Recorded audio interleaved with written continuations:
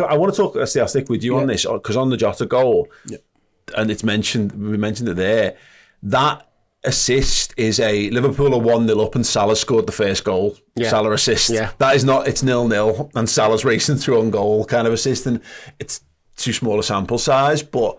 I think if Salah's going to have a future at Liverpool beyond this season, and we don't know whether he wants that or whether Liverpool want that, that's what Salah's going to have to be this year. I think it's going to have to be, I'm doing a huge job for the team as much as I think, because when he plays like that, when he plays magnanimously, as in he doesn't need to score the first goal to really engage his game, then we are an excellent prospect. And when you've got Jota there, the trust thing again. He trusts it's worth him passing it because he knows Jota's going to score. Yeah, I don't know, man. I would always back Salah to pass that.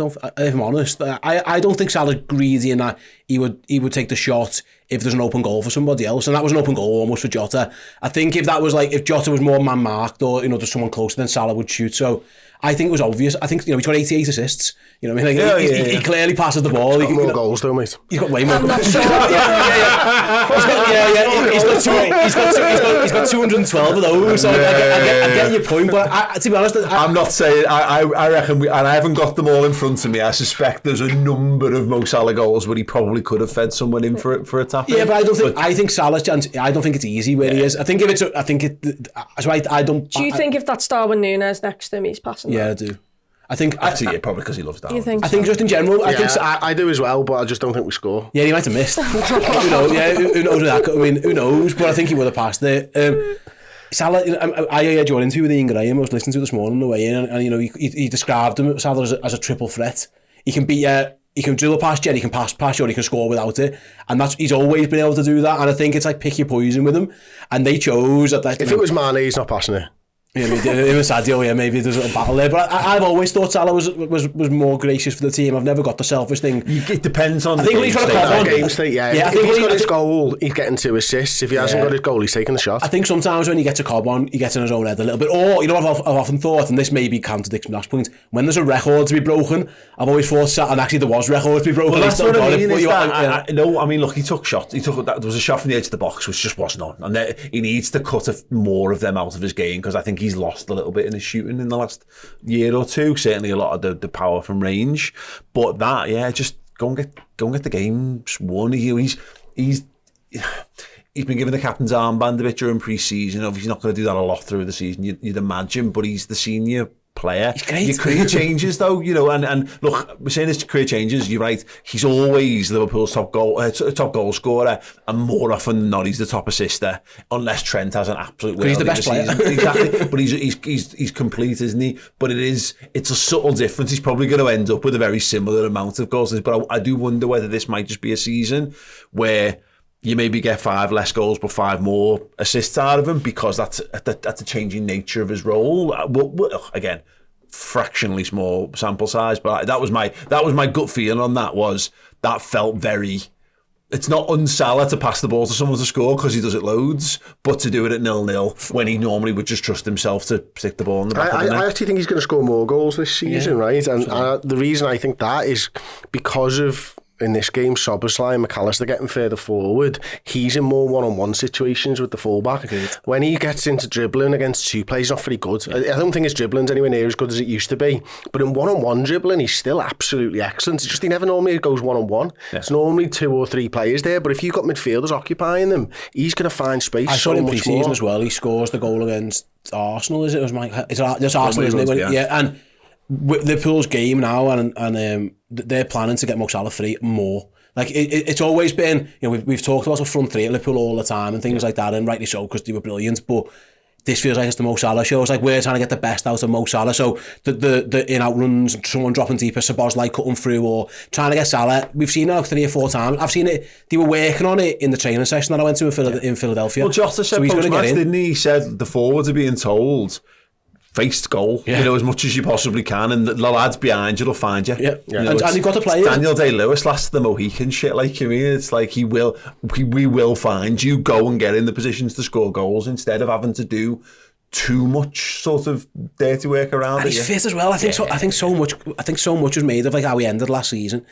he was injured. Like he got his first bad injury, and then we rushed him back, and he got injured again, and then he had a cob on, and then he's fighting with the manager, and it's all gone, and everything's falling apart around him, and it's gone to shit.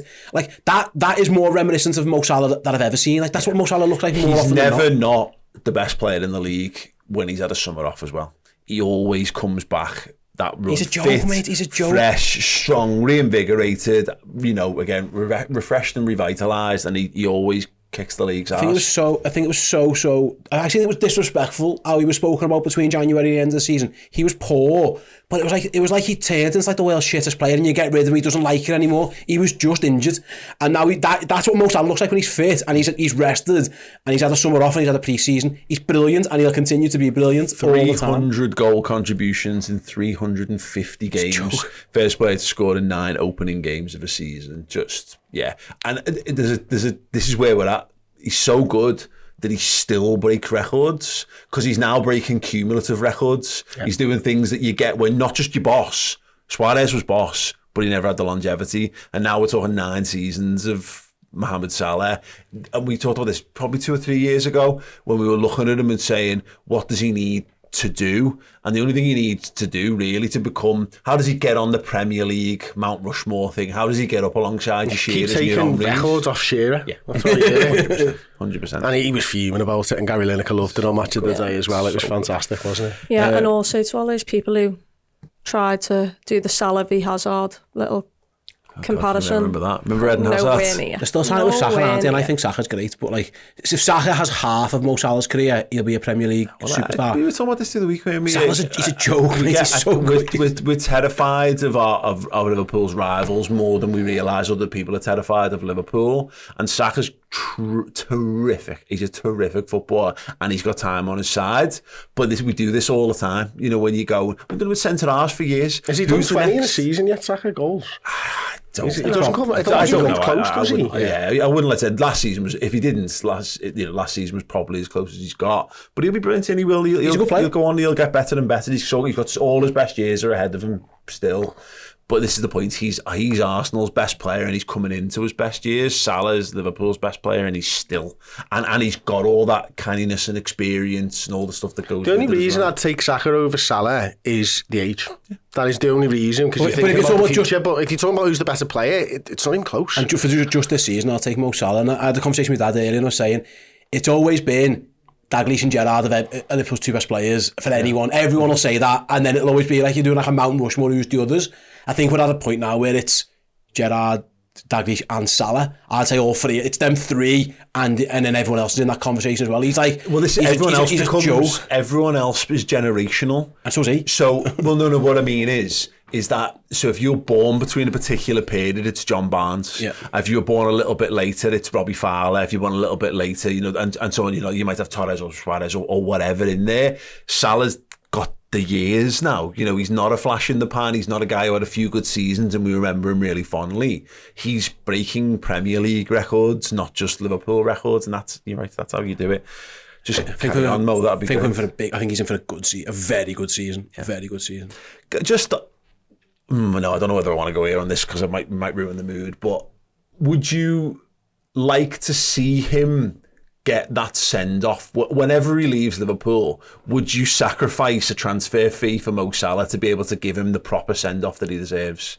Me, yeah, absolutely. Footballer? I would say, well, first of all, sign to another fucking contract. This idea that we don't is mental. Give him a contract. Does he look like a guy who's not looking after himself? I think there's selfies in the gym after he got home from the game and stuff, like he's fine.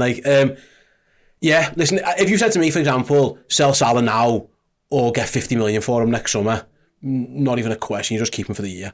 Like this, I don't think he's no longer at the point where he's going to get the type of transfer fee where I think that 150 is probably gone. I think that was a PR Saudi thing that was flash. I don't think he's going to get that at age 32, if I'm honest. So, yeah, I'd rather, personally, I think he deserves that as well. Where look at the send-off that, like, for example, Jordan Henderson didn't get. Because Liverpool sold him and it was all a bit messy.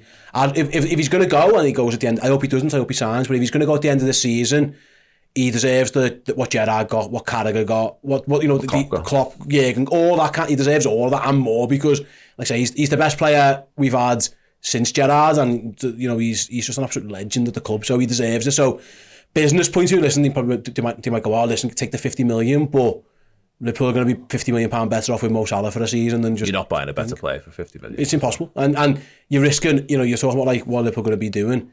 Without Mo Salah, Liverpool are struggling, I think, to be challenging at things. With Mo Salah, you might win stuff, so it's a no-brainer. You give him whatever he wants and make sure he signs a contract. You do the exact same with Trent Alexander-Arnold. Both of them, Trent for the future, but Mo Salah, because right now he is priceless. He always has been since he wore the red shirt. He's irreplaceable, and you can't find anyone else on the market who can do it.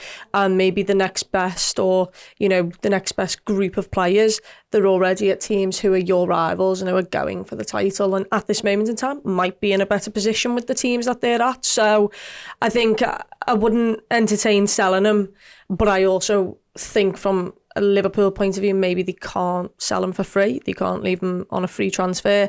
So you have to give him whatever he wants. The thing is, at some point, we're going to have to stop doing this and stop letting players leave on good terms. We're going to have to start, but I suppose this is the thing. This is why you're selling Bobby Clark's for the world for £10 million, because it might afford you to keep Salah for another year and let him go out the door on his own terms.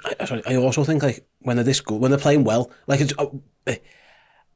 I think if you say to Mo Salah 2 more years, same dough, who argues with that? Maybe Mo Salah, maybe wants more dough, but this, like, you've got to get this done. Like, I agree. Trent is priority 1. He has to. Richard Hughes is, forget it, and we're going to talk transfers later, and I understand Liverpool need transfers. Richard Hughes, priority 1 is Trent. Priority 2, it's Salah and Van Dijk. This is why I very specifically asked about Mohamed Salah. Yeah, and that's what I'm saying. On the Salah thing, what's he worth now? If someone bid today, I can't think of a number that makes me want to accept it that is realistic.